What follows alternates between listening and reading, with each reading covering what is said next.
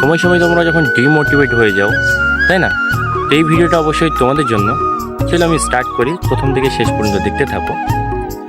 এই যে আমার হাতে জুতোটাকে দেখতে পাচ্ছ, ঠিক আছে?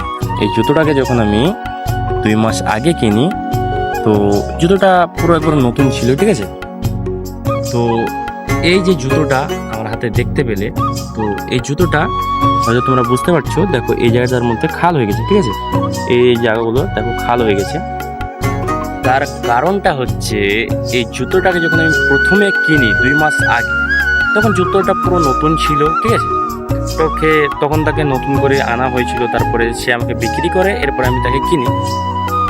তো যখন আমি আস্তে আস্তে আস্তে জুতোটাকে ইউজ করতে লাগি, তখন কিন্তু জুতোটা যেসব জায়গাগুলোতে আমার পায়ের আঙুল এবং পা যেসব জায়গাতে পড়তে লাগলো, সেসব পজিশনে কিন্তু জুতোটা খাল হয়ে গেল।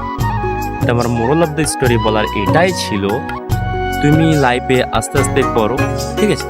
তো একদিনে হবে না। এই যে জুতোটা আমি ভাবতাম যদি যে একদিনে আমি খাল করে নেব, ঠিক আছে, তো হবে না।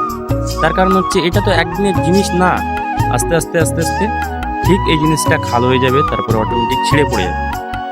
তো আস্তে আস্তে আস্তে করো, তোমার একদিনে না হোক কয়েক মাস লাগবে, ঠিক। তো আস্তে আস্তে তুমি একদিন সাকসেস পেয়ে যাবে। অত অধৈর্য হওয়ার কোনো কারণ নেই। এই জুতোটাকে দেখো না, আমি আস্তে আস্তে এই জিনিসটাকে ইউজ করতে লাগলাম, তখনই কিন্তু সে তার পজিশনগুলোতে আস্তে আস্তে ছোট ছোট দাগ করে নিল, মানে খাল করে নিল।